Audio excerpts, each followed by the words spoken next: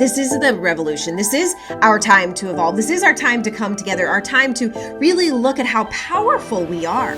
When it comes to safety and a person's health, the fact is that every single person has their own health profile. They have their own genetic profile. Kids couldn't go do their well baby checks and wellness checks. So in SIDS alone, so sudden infant death syndrome, dramatically dropped by 30% because kids weren't being vaccinated. I suggest adopting that open hand policy for greater peace and trust. And it doesn't mean we won't suffer, but we may suffer less from anxiety and worry and fear. We've become obsessed with the effects. We have been obsessed with symptoms. And maybe it's time to look at things differently. Maybe it's time to make different choices.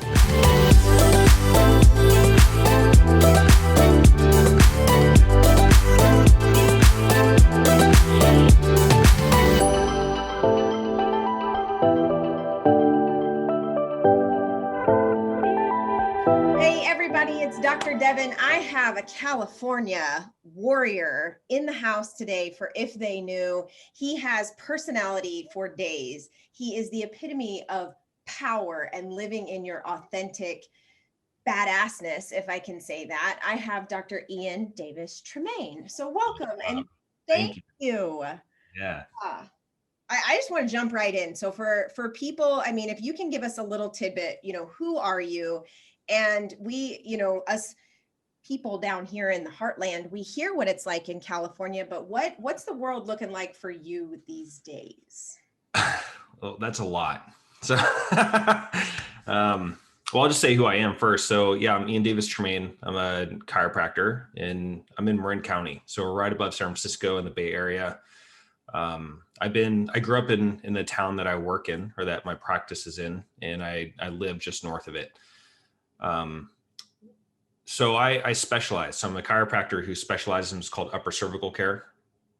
It's not us 100%, but that's our main specialty. And then my second specialty is these babies and mamas.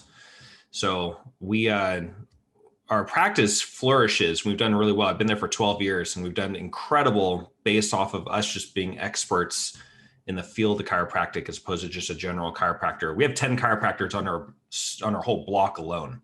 So in Marin County, we have the highest rate per capita of chiropractors in the whole country. So, but it's amazing though, if you think about like our area is really health conscious, meaning like everybody has a chiropractor, everyone has an acupuncturist, everyone has yoga and Pilates. And so it's a great place to be for that. But I would say that I opened up in the recession, during 2009. And if we can, I actually told my dad's like, you're nuts. Like, why would you open right now? Go work at the other clinic. And the truth is I literally told him on the phone, if I can live or survive now, I can survive when something else hits, which now we're in a pandemic. Right. And you were California, what's that? You were seasoned for this. Yeah. And I gotta say, like, I'm one of those people, I don't care about my competition, right? I don't believe in it. So like when my staff or whoever's saying, well, so-and-so down the street is doing this, I'm like, I don't really care. Tell me how we're doing, So it's always been like that since the beginning. And everybody needs health and everyone deserves health and everyone deserves care. So we've always made sure, and I think why our practice does so well is we've always made sure that if you can't afford care, we'll make sure you can. If you can't get to us, we'll get to you. That's been my Sid Williams in my heart, always saying that's my way I go. And I think that's one of the hard parts about being in an area we're in right now is that not everyone, majority of people are millionaires, like on paper, but in real life, they're not. And they're still living paycheck to paycheck. And it's really hard to live out here. It's, rent for a 2-bedroom apartments, like $4,500. It's nuts out here. So when people are living paycheck to paycheck, even though they're making a ton of money, they still can't afford to take care of themselves or their families. So we always make sure they can. So it's all relative, Now, going back for people out there that don't know what upper cervical chiropractic care is, break that down. So, all right. So upper cervical care, we focus on the first and second bone in the neck. So the top two bones. The first bone is really important. It's called the atlas. It's beautiful circle. Inside of that circle, they say in Hebrew is the bone of light or bone of life. Inside that circle is where the brainstem is, and the brainstem controls everything in the body. It's automatic. So whatever you're not thinking about doing, it does for you, like your heart rate, blood pressure, digestion, how you interpret pain. Every signal that goes from the body up into the brain and from the brain down to your body goes through the brainstem first, and all the nerves bisect at that point.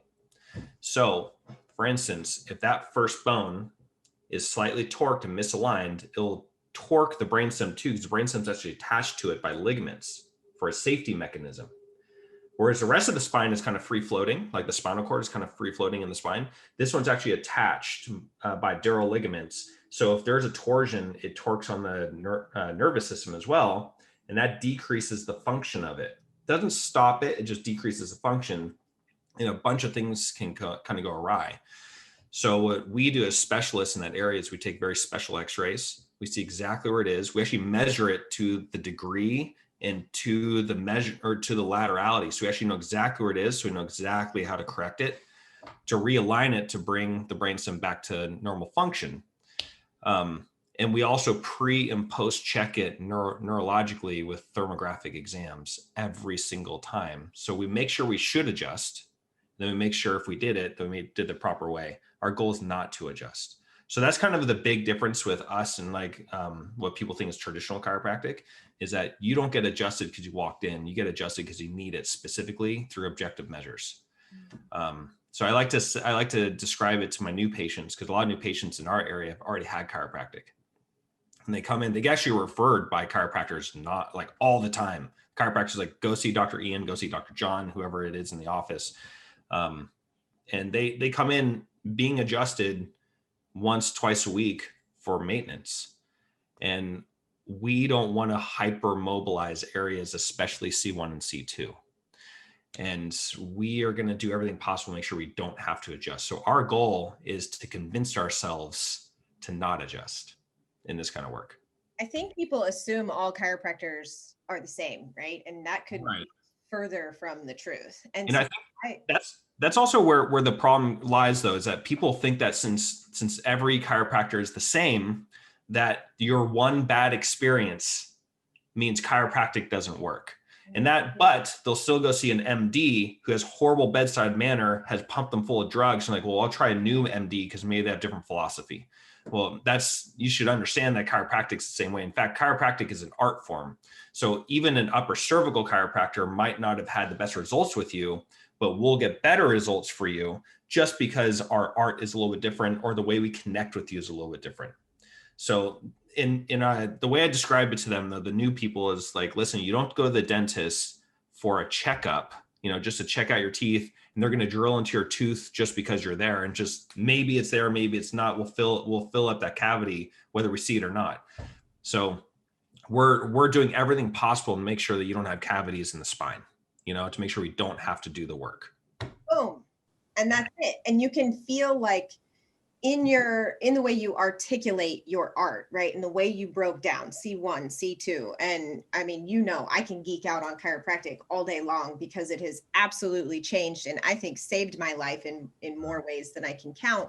But like you said, people have one bad experience, or they know a chiropractor, or they heard something, or they watch a YouTube video where people look like they're being broke in half and it's just this crack, crack, crack, crack, and there's so much more to it. And so, I invite people here that if they knew, because I can't think of a chiropractic seminar or business seminar that I've been to where I don't hear someone say, if they knew what we knew, then they would do what we do. Have you always lived a chiropractic lifestyle, or what's like Ian's big premise that like you get this and everything else kind of follows? Well, so my background is kind of interesting because I started seeing chiropractor at 4. And there wasn't really a reason. It was that it was free. I kept showing up to my dad's appointments, and this guy was there's this old chiropractor. A lot of people don't know these guys, because whoever's listening. So there's an older guy named Reggie Gold, and Reggie Gold is one of our biggest influences in chiropractic. It's principal chiropractors, you and I. So this guy was a hardcore Reggie Gold like spinologist pretty much, check for fixations, release it. But I always went to my dad's appointments, and the guy finally was like, you know what? Like telling my dad, he's like, listen, just let me adjust him. It's free. I'll never charge for your kid. My dad's like, okay, like check him out. I don't know why he doesn't have back pain. He's like, no, just let me check him. So, but what's interesting is the very first I remember it. I remember my first time getting adjusted. He had one of those high-low tables. So it was like, that kind of stuff. And I get on that table and I felt like Darth Vader, like going down and then going back up. This is awesome. But he checked me, he adjusted me. But the thing is, he checked me. That was the big thing. So I've always had the idea that chiropractors always check before they adjust. And he also would check me and not adjust me. So he told my dad, he's like, listen, if something's ever wrong with Ian, like immune function wise or whatever, let me check him before you see the medical doctor. And my dad's like, okay. My mom knows anti-chiropractic. So she didn't like chiropractors. She was scared of it. She thought they'd break her neck, that she would have a stroke, whatever it was. So he was secretly taking me with him. Wow. And so I get these adjustments, like pretty much throughout my life. I get checked and adjusted throughout my life. And I always had the understanding. He even had a nerve scope. So he would check me through a nerve scope, which ends up being what I have now is thermography. It's like the newer version of it. And I would get adjusted every time. So I always had that idea that that's what chiropractors did. Getting into school as a chiropractor, I was like, my mind was blown. First of all, there's different techniques. Where did you go to school? I went to Life West. So there's different techniques, right? So that was already like mind boggling to me. But the other part is that there were techniques that didn't adjust and like at all. And they call them chiropractic techniques, but they weren't actually doing chiropractic. And they're doing more like medical doctor stuff. And then there's other chiropractors who only do one or two bones in the neck. I'm like, that's insane. Why would you pay for that? And then there's other chiropractors, no matter what, you walk in and you get adjusted. Like you walk in that door 3 times that day, you get adjusted 3 times that day. Yeah. So that stuff drove me nuts because I'm like, I didn't know that there's different and the other parts, they all disagree and they fight. Right. Yeah. So that I was like, what is happening here? So, and the crazy part about going through school is that I started really focusing on what's called BGI, so biogeometric integration. So that was like my thing. I was really into that technique. It's a lot of tonal, energetic work with like osseous adjusting, and it just like made sense to me that we can connect, we can release tension tracts, and maybe not even need to do an adjustment. So it was an objective way of checking. The upper cervical part, though, as a kid, I was an insomniac since I was a baby. Like literally since I was a baby, I was a horrible sleeper. And as a child, I was like really bad. I'd sleep 2-3 hours a night. I was that kind of kid. And as a parent, you have like 10 kids or whatever, so you can understand this. But It feels when your kids can't sleep, you are miserable. miserable. Yeah, and I was an only child. So my parents had a hard time with that because their one kid is just horrible to deal with at night. So they started medicating me around 8 years old. So what's interesting is at chiropractic, I was in the chiropractic and taking meds. And I had my parents always, my dad especially, lived by the natural way of life. But he also had these meds that I was taking because I needed to sleep, and at some point, medicine is necessary. Right. So I was on these meds. And when I was in my teens, I became a professional musician, and I was traveling on the weekends in between, in high school, then touring on Saturday and Sunday. And we didn't sleep. It was great for me. I could literally be awake driving. Right. Yeah. And I was taking meds if I had to sleep. But I was taking a drug called Sonata, and Sonata is a sleep med. And you can only take 10 milligrams at a time. That's the highest amount. You got 30 a month. You could take 10 milligrams. Well, I'd take one to fall asleep. No, sorry, I'd take 2 to fall asleep. I'd wake up middle of the night, take another one, and wake up early morning, take another one. So I was taking 40 a night. And I had 4 different doctors giving me 4 different prescriptions from different pharmacies. And it was horrible. Like I was. It had to just be like, ugh.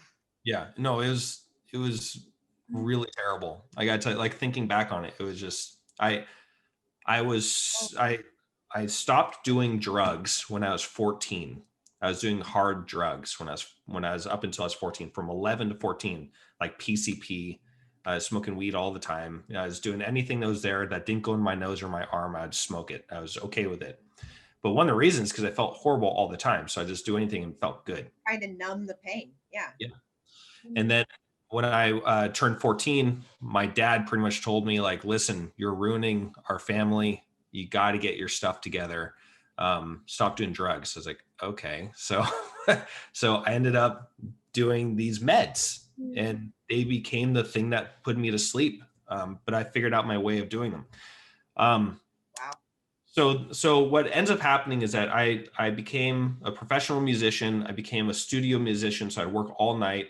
During the day, I couldn't sleep during the day anyway. So I went and became a medic. I went to medic school, and I was just pumping these drugs in me. And when I was I eventually moved back to San Francisco with my now wife.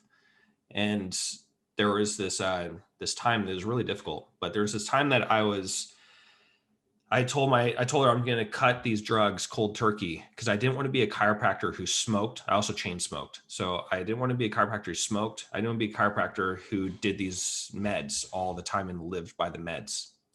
So I cut them cold turkey. I didn't sleep for almost a week, like literally a week. I remember lying in bed just like, this is insane, and thinking, okay, I'll take a pill. I'll just one, so I can just get a little bit of sleep. And then I convinced myself not to. Her work was 2 blocks from our apartment in San Francisco. So I walked up one day, and I remember the walk of like, I don't know what's happening. My feet are moving, but I can't feel the world. It was the weirdest feeling. I was having panic attacks, and I get to her house or her office and walk in. I must look like a homeless person. I was wearing like raggedy clothes, and she's just like, take a pill, like just save your life, you know? So I did. I ended up taking the pills again, and I started chiropractic school a few weeks later. I quit smoking though. And through the chiropractic school. Yeah. So one thing's positive.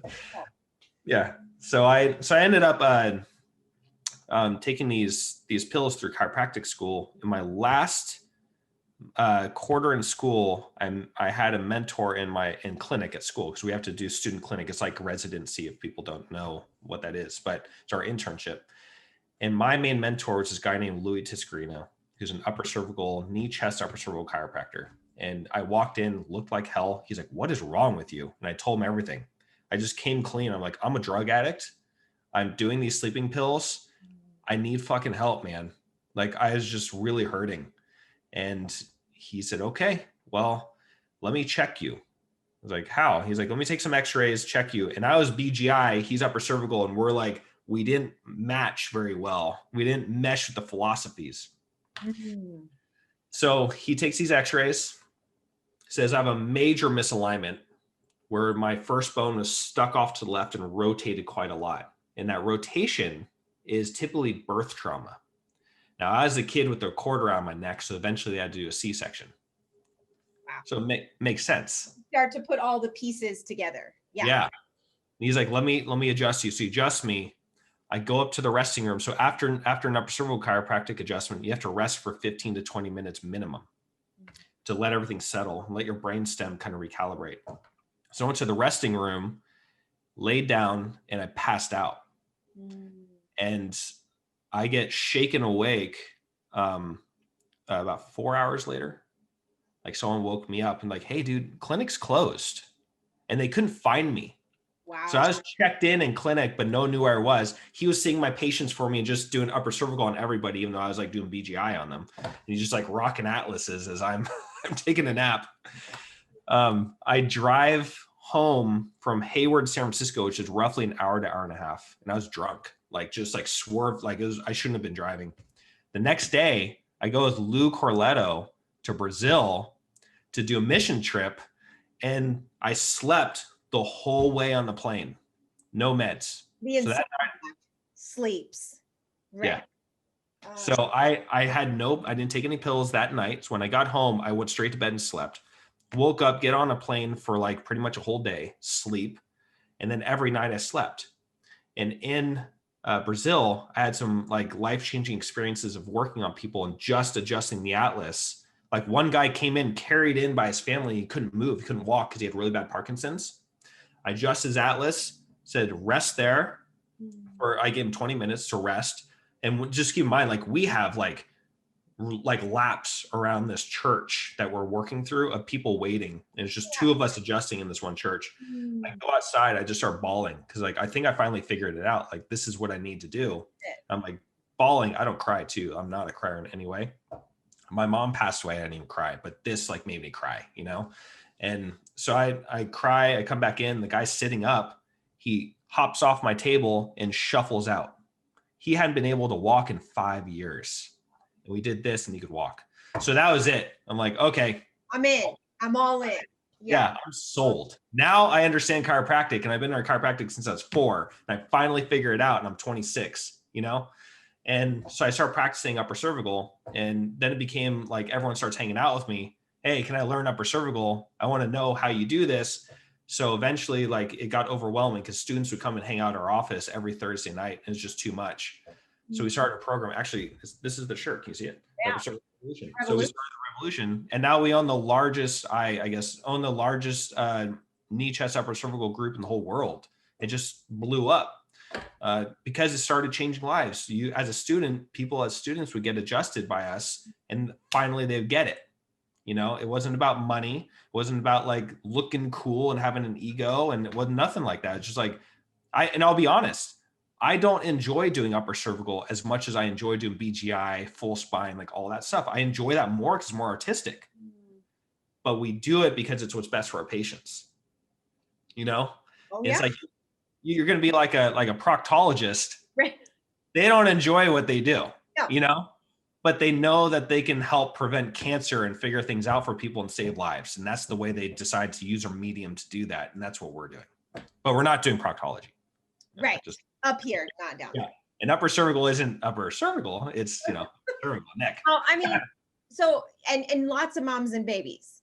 Tons. So I was going to do BGI and the moms and babies. So I went through like the whole pediatric program, got certified, did all that through school. And I'd say probably 30% of my clinic is moms and babies. And the rest is like full or upper cervical stuff. Yeah. And so like, if you know, the premise that you want your patients to grab onto and their understanding, because I think there's a big difference in the world we live in, right? Between us, the crazy people, the rebels that are now, I think, becoming rebels are more and more cool by the day, I think, but like that believe the power of the body makes the body heals from the inside out versus like outside in fix, got to take this pill to sleep, you know, those like, what do you think would help people get it? What concept will help us wake up and expand? Because it's happening. The wake up's happening more and more by the day. But what in your truth, in your experience, do you wish you could just have a magic wand and humanity would wake up tomorrow and get? So this is actually a good question because I discuss this a lot. And I'm like, this whole pandemic thing has really like effed with everyone's minds and what they believe the body actually does. And I think what's going to happen, honestly, is after this pandemic, you're going to have a rude awakening. And when they always say that like pandemic numbers come out 3 years later. And I think that 3-year mark is going to be a, oh shit mark, you know, like what just happened? What did we do? What did we buy into? And what's interesting is just this past week, this is like to give some reference of when we're recording this. Okay. Just this past week, they started the vaccine. They started giving the vaccines to people, and they started with the elderly in the UK. And immediately people went into anaphylactic shock in the first day, and they didn't give that many. So the first day people went into anaphylactic shock and were put into the hospital. And then they started releasing the safety measures of the vaccine. And 21% of the Pfizer people who went through the trials, 21% had adverse reactions that they're hospitalized for. And then yesterday, Australia cut theirs and said, we're not going to do this because we started realizing that when we're using a small bit of HIV in it to stimulate immune function, and people were coming down with HIV. So I mean, this is nuts. This is like, and this is where like people like you and I, for instance, think we're nuts. And I'll say this right now, they think I'm crazy. And then you go Google it, you're like, oh, wow, like that's real. So I really think the rude awakening for realizing your body heals from the inside out is going to happen post-pandemic. I think there's going to be a revolution of it. And what's scary about like where I live is that vaccines are mandated. Like kids they're forced, 72 of them by 18. And then people like you and me, we had maybe up to 10, maybe. And they're by choice. So in our area, this is forced, this is mandated. And what's starting to happen. There's no conscientious choice. There's no religious, there's no medical exemption. You guys, what they passed in California is so insane to even try and jump through a hoop to get a medical exemption. I mean, they have stripped all rights to say no. Yep. And so here's the deal is that like, let's say a medical doctor is going to give a medical exemption. If that medical doctor gives 5, they get put in front of the board, the California Medical Board, and their license can be revoked because they get 5.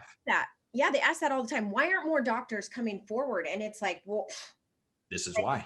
Yeah, they'll strip away their livelihood. Yep. And some of them are obviously doing for profit because they get paid a ton of money every time. The thing is that they have, I think it's 80% of the clinic or like 90% of their clinic has to be fully vaccinated. The pharmaceutical companies give them a huge kickback.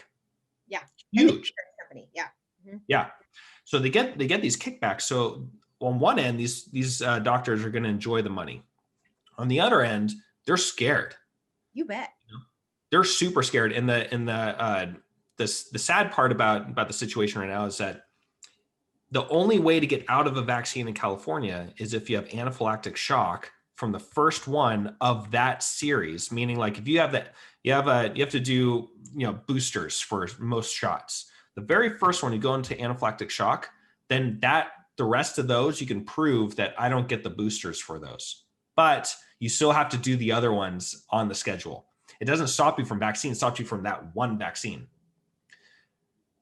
Wow, that's right. I mean, this is another rabbit hole, but I mean, it's so related. And I think we called out for this. And I think it was you shared a post, about medicinal marijuana. We need more research, right? This man-made or God-made plant. And yet, like, we've got a vaccine in under 7 months being injected into people's bloodstream. Well, here's the crazy part about this new vaccine too, from Moderna, like the Moderna one. They had it made and ready in January before Corona was even known as a big thing. They already had the vaccine made. And if you look back to where Moderna comes from, it actually comes from Wuhan labs. They're all connected. So they've been testing this stuff for a long time. So I'm not saying that I'm not going to conspiracy theories like they released it or whatever. I'm not talking about that. I'm just saying someone knew something. You look at Event 201, someone knew something was about to happen and they were prepared, and they still, even though they're prepared, they still effed it up like royally. So I want to make it very clear too, is that I'm not anti-vaccine. I'm pro-choice. I am okay with you doing whatever you want to do because I'm straight libertarian. I think you have the right to do with your body and your family's body. That's all up to you guys. I just hope you research it and don't research it from pharmaceutical companies' research because, as you know, they pay for results. It's very simple. It's like any product. You want to get it to market. You will buy science that proves it's safe to get it to market. Right. Exactly. Just look at like tobacco industry. They were doing that stuff like since like the early 1900s. The opioids, right? I mean, they were safe until now we have the onslaught of everything that we're dealing with in the pain world. So if as people start to ask more questions, right? Is it possible that the crazy people aren't so crazy after all? Is it, and they're asking their doctors more questions. What are 3 things you think in raising healthy families? What are 3 things your family does to stay healthy? Like 3 simple things somebody could do right now today. Let's go back to crazy people real quick. I'm going to be total like Joe Biden real quick. Let's go back to crazy people. I'm going to change it. Yep. Look at everybody who changed the world, and they're all said to be absolute nuts and crazy for their thoughts and innovations. All of them. They even got killed off. Look at Tesla, gets killed off because he's a freaking genius, you know? So all Steve Jobs, like you just name, even the devil, Bill Gates, like all these people are completely insane. Now, Bill Gates is a great example because he's completely insane and using his insanity for evil, and he's still doing it. You know, he literally, you look at what he did with Microsoft, he creates this amazing platform that, well, it's not amazing. It's like, it's mediocre, but it's not as good as Apple, right? But he does that. And then he creates a virus in it. And then he creates the antivirus to defeat it. Supply and demand. Right? I mean, I'm not saying they're connected right now, but I am saying they might be very much connected. So anyway, so you look at the crazy people, they're all the ones who changed the world. And when you start noticing, since we have social media platforms, these crazy people now have a voice. You might not have the money, but you have the voice. And it's starting to pop up. You look at like a lot of new politicians coming in. You look at this guy Major. He's running against Governor Newsom in California. He's a black male who's young, and he's standing up, and he's coming out as a Republican, you know, and people think nuts, you know. But the thing is that he's coming out as a Republican because he knows that he needs to change the system from the inside out. It's not even that he's a Republican. He's actually more of a libertarian. So anyway, back to your question. So the three things my family does: chiropractic, obviously. Both my kids are not vaccinated. There's no way in hell I will put that in my family. And I was fully vaccinated as a kid. One of my jobs I did, I worked for the Humane Society. I was actually the main euthanasia technician, which is a whole nother story. But I had shots for like rabies, I had shots for everything. So I'm a very toxic person. So anyway, chiropractic, no vaccines, organic. Those are our main things. I'm a vegan. I've been a vegan since 2003. My kids are vegetarian. But everything, I'd say probably 90% of our food, 95 maybe, is all organic. You know, I did a chat yesterday with Jack Wolfson. I think you guys' three might just be the same, right? You look at the very high vibe, clean living, full of energy, vibrantly alive families that I know. Those ones, I mean, tend to be in top 3, top 5, limiting toxicity. I don't think that the gap is happening, but for people to understand that vaccines have all these additives in them, and it's creating toxic systems in our kids, right? Maybe a good intent premise way back in the day when it was like, we want to help with these infectious diseases, but I don't think people understand what's in the vials, and that toxicity and inflammatory response in kids is what we're seeing in our pediatric health trends. And you and I see a lot of kids in practice. Kids these days are not well. No, they're not. They're actually, we're in America, we're the sickest country of all industrialized nations. You know, People hear those things like you and I do, to the point of like people ask all the time, like, man, you're so intense. Like, what are you so like angry about? And it's like, we're killing our children. My kids, I'm going to hand them a world full of zombies. I mean, when pediatric cancer is climbing the way that it is, when autism, I mean, and every ADHD, every mental health, when depression and suicide are climbing the way that they are in kids, if they're screaming at us, something's wrong, something's wrong, something's wrong. So this thing is that, like, you and I will read certain studies that someone else who's like very like pro-vax, mandatory vaccines will read as well. And we get a different thought behind it, which is nuts. So like just this morning, I was reading a new one from NCBI, and they pretty much took, I think it ended up being about 12,000 kids in pediatric practices and broke it down into vaccinated, not vaccinated, and then the most common things like ailments that kids have, and the dramatic difference per percentage wise. It wasn't like, because the vaccinated versus unvaccinated is kind of unfair in a way, because there's a lot more vaccinated kids than there are unvaccinated kids. So they do it by percentage as opposed to compare and contrast. And they create a flow chart that works together so you can see it. Every single common ailment was dramatically lower in unvaccinated kids. And one thing that happened during the pandemic, that's probably the best thing that happened in the pandemic for families, is that kids couldn't go do their well baby checks and wellness checks.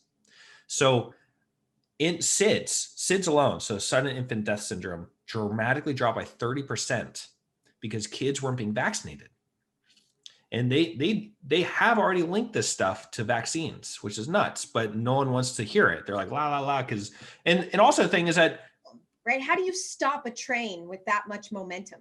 right. And the other thing is that like parents will do it and not know that that's necessarily bad or that there's any harmful effects. So they'll do it. And then when something goes wrong, they're like, oh, it couldn't have been that. Cause then they have this deep seated, like, what do you say? Like yeah, they're in such denial, right? And so sad. Well, it's all intertwined when you look at, I mean, it's not just pharmaceutical companies, it's doctors, it's the healthcare system, it's the insurance system, it's government, it's media. You see how messy and entangled it all is. It doesn't collapse one piece of your world, the whole world goes with it. I mean, right? It's up from the matrix of sorts where it's like, nothing I thought was real is actually as it seems. Yeah, and it's on that note, how do you empower the parents that are like, okay, I'll bite. Okay, maybe I want to change. What message could you give to moms and dads that are braving new frontier? Because you and I have been in this conversation. You said you're 12 years in practice. Yeah, and I'm about a decade. So like this rabbit hole waking up process has been happening for me for 14 years. So what do you say to parents today? Okay, so here's my kind of the way I started to the way I am now. Okay, I'm obviously passionate about this, so it's a big deal to me. But in my practice, let's talk about that, because parents in the very beginning, so there's this like dogmatic feeling within chiropractic about technique for one, right? So I used to be really dogmatic about just upper cervical. That's the way. Touch anything below it, you're not doing chiropractic, right? And then slowly I was like, well, that's not true. And I kind of had to like check myself, right? Well, that's the same with this vaccine talk. So parents come in and there's kind of like 3 different parents that I get. You'll see a lot of them. The first one is the parent who comes in like, I'm like, hey, where's your kid? You guys are on the books and, oh, they just got their shots and they have a fever. So I just took them home and stuff. I'm like, oh, okay, cool. So what are you doing for the fever? I'm just gonna do a little Tylenol. Okay. Can we have a quick chat real quick? Can I give you just some pointers just as like your physician, but also I'm a caring parent and I have that conversation. Right. So there's that parent. And if they seem like they take the bait a little bit and they're interested in a little bit more, I have an amazing book that I give them. That's a complete, it's a book that has a bunch of studies in them from the actual pharmaceutical companies and a synopsis of them as well. So you can just quickly read through it. Is that Neil Miller's? Yeah. So yeah. Neil Z. Miller. So, and that's on Amazon.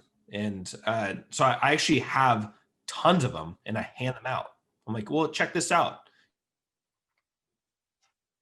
But hand it out. Mm-hmm. My thought is if I can do that, I can probably save a life.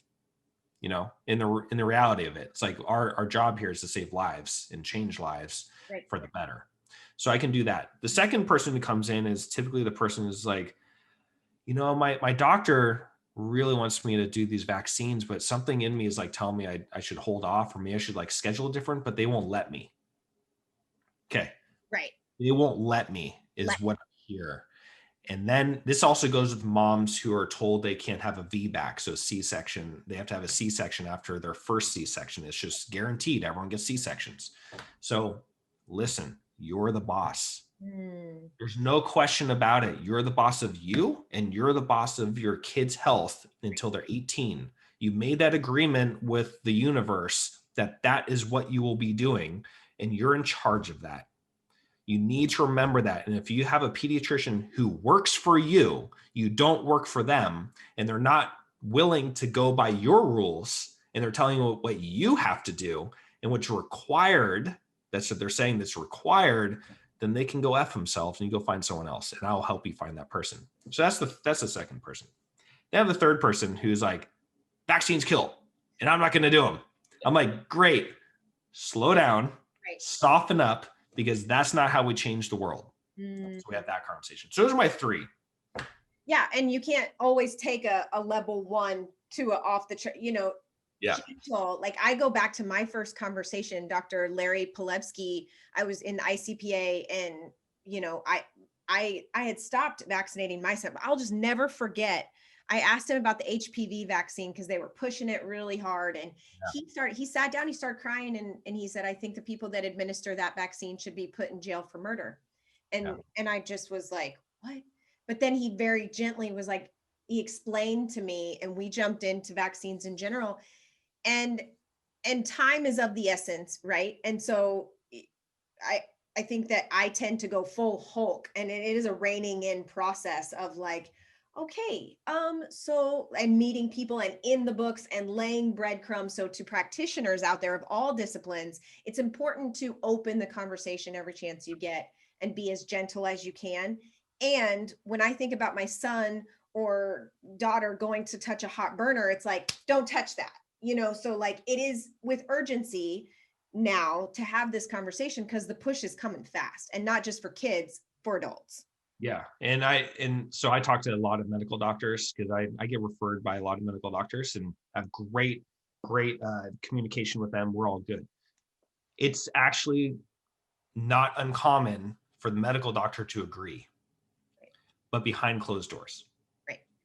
And I think with like when people say, why are you so angry? You brought that up. People are like, why are you so angry? And it's like, I'm not angry. I'm passionate about saving lives. That's what I am. And if you can look at like mainstream media and who funds them, you can look at pharmaceutical company and who actually owns them. If you look at even practices, because now a lot of these practices are big practices. There's not many like small little brick and mortar practices. Who owns them. And most of them are not medical doctors who own them. They're actually large corporations. And they make a ton of money by doing these shots and giving out meds. That's their job. And people ask like, man, vaccines don't seem like they should be a chiropractic conversation. And I'm always like you said, as being a dad and being a mom of something, I wish people would have told me sooner. And you're bringing me this baby that's in stress, high distress. And they have ear infections, or they're not sleeping, or they're not pooping, or they're not this, that, they're colic, all these things. We have to, yes, I can adjust and help their body adapt, or we can stop the toxicity in the first place. Right. It's part of this is going and not getting out of the symptom-based society and going back to cause. Yeah. So this comes back to like the beginning of the pandemic. And what was breaking my soul was watching these chiropractic leaders who are not practicing telling everyone to shut down. And two of those people are like two of my biggest inspirations and mentors. And I was watching this on Facebook, them telling like out there just, and this is the other thing is that one of them was a big advocate for during the big AIDS and HIV when they had no idea how it was transmitted or anything. And they were starting to shut down chiropractic offices in some places. And they were trying to tell people not to touch anyone because you just get it from shaking hands. He was one of them who stayed open and adjusted people to boost their immune system because he knew it directly boosted immune systems, right? And now he's telling people to shut down during the pandemic because you don't want to spread the disease. And then there's my philosophy of like, first of all, doctor means teacher. So I do think it is something that we need to have conversations with because people aren't getting the truth. Right. It's our job to spread truth, not to spread lies and disease. So, and when people say you're spreading misinformation on Facebook, not just the Facebook, screw those guys. Like those guys, they deserve to go to hell too, right? That's the worst kind of evil. Yes. Yeah. But if I post something, there's literally always like 1 to 2 people who are always on my post who say you're spreading misinformation, and then they can't present any reason why. But they're saying you're literally like doing a disservice and it makes you look bad as a doctor. I'm like, well, I don't give a F because this is me and I know my truth and I know that my truth is going to save your child's life. So period, that's how it works. But during the pandemic, what happened, and I was a hardcore advocate, the week 1 of the shutdown in California as a hardcore advocate telling all my friends in my area, do not shut down. Because all of them wanted to shut down out of fear, thinking that they're going to get in trouble for spreading it, being a super spreader and all that crap. And they started shutting down. The guy who actually, he's right down the street from us, at noon on Monday, Gavin Newsom shut down the state. And on that minute, he fired his whole staff and shut his doors and stayed shut down for 2, maybe 3 months at this point. That day we had about 60 people in the morning. We had about, 40 or 50. They're supposed to be on the books in the afternoon. 4 people showed up, but those 4 people showed up and I was there, and then we stayed open. I kept telling them, do not close. Do not close. It's going to kill your business. They don't care about your business. It's going to kill your business. Unfortunately, like, we're one of 4 chiropractors in the whole county who stayed open out of probably 100 and something. So we're one of them. Our business exploded because no one was there for these people. Right. Exploded. So business-wise, it's been really good. But also they're getting now chiropractic from someone who understands what chiropractic can do for your system. And now they're being educated and referring for it, Almost like you're standing in your truth. And right. That's all. Isn't that kind of weird when you say your truth and then it kind of works out? It just all of a sudden rewarded, and people ask, they're like, well, aren't you scared of getting in trouble? I was at Life teaching with some students and they're like, are you scared or blah, blah, blah. And I said, I have to remember, like, ultimately on my deathbed, I answer to my God, not my governor. Yeah. And in push to shove situations, if you don't know your truth and you're not willing to lay it on the line, you will go with the tide versus standing in truth. I think that the thing is, like, if Newsom is to shut down chiropractors for some reason, which he won't, first of all, he can't, because we're primary care physicians. So legally he can't do that. But legally he can't even do mandates. So he's been sued enough now at this point. So now all you can do is suggest to your county health officials to do things, which is why counties are like, no, we're not shutting down now. But if he was, or someone was to try to shut us down, I would be open. If someone puts me in jail, I got a team who's still going to see people. No matter what, we're open, we're taking care of people, because that's what we took an oath, and that's what we're doing, period. And that's why I love you, and why it's why I need, or why my soul has felt called to pull voices like this and have these conversations. And I feel like we could go for another hour on all kinds of conversations. So more than likely, I will invite you back to have those conversations. In the meantime, if somebody in your area or somebody in California wants to find you, or just in general, if there's chiropractor that's like, he's taught, like, they feel called to learn more about this upper cervical thing, how do people connect with you? So there's a few places, but one is just driantremaine.com. That is my personal site. It's kind of got all my links on it. The Upper Cervical Revolution is ucrevolution.com. It's very, very simple. And then we have a new thing that's happening. Hey. You're the first to hear about it, I think. Hey. So there's a new group starting right now. It's myself and 2 of my close friends. All 3 of us have been coaches and mentors in chiropractic for years at this point. I had Success Principles, which is my mentorship group, which is where I do a lot of this, but also we're talking about, like, business taxes, like how to be a killer business person, not just a chiropractor. You don't get that in school. You don't get any of that in school. Disclaimer. Yeah. And I was fortunate enough to have a great inspiration with my mom, who, like, inspired the business side of me. That has transitioned into a new group called Dream Docs. I saw that in the little email that you sent me. Yes. Yes. So Dream Docs is amazing. Actually, it's incredible. And it's a lot of mindset stuff, but also back end business stuff. And then how to literally become a very successful, making a lot of money kind of chiropractor, which is what you deserve, because you should value. Money is not evil. No. And we gotta understand that you need a good relationship with money in order to serve the masses. Very important. People forget that. Just because you're a good chiropractor or a good adjuster doesn't mean you're going to do well. We have a lot of good givers. Right. Not good receivers. There's this imbalance when it comes to self-worth and the ability to receive. So I love that. So January 11th, 2021, we launch, and it's Dream Docs with a C and an X at the end, .com is going to be our website. So, but we will be having a lot of cool things. So you're going to see it. If you follow me on Facebook, you're going to start seeing a lot of plugs and stuff. And we have, like, charter memberships starting, which is like a really discounted membership for life. A lot of things coming out. So that's where I've been putting a lot of focus in, but also it's a really good platform for amazing chiropractic. We have a really cool subgroup, like sub-leader group. So it's not just us 3, like, trying to do things and look cool and, like, get our egos kind of, like, pet. But we have an amazing crew behind it. But we're building. So this is kind of how revolutions are. We're building what we wanted for ourselves 12 years ago. Well, I love it, and I'll be eager to check it out. And anything that steps up the game in chiropractic, I'm a fan of, because I think the world needs more chiropractors that will stand in their truth and deliver the goods, the real goods, the good goods. So thank you for being with us today and for your time. And if there's anything that either of us can do to support you guys out there that have tuned in and sat through this conversation, I hope it provided you value. And we did that. We do things like this because of what he just said. It's sharing back. It's conversations I wish I would have had sooner as a mother, as a practitioner. And so if it provided you value, share it forward. And I love you. And Ian, I love you. Thank you for sharing. I have no idea. So many things. Like, you think you know somebody, and then bam. It all takes one conversation, my friend. Well, have a beautiful day, guys. We'll talk to you soon.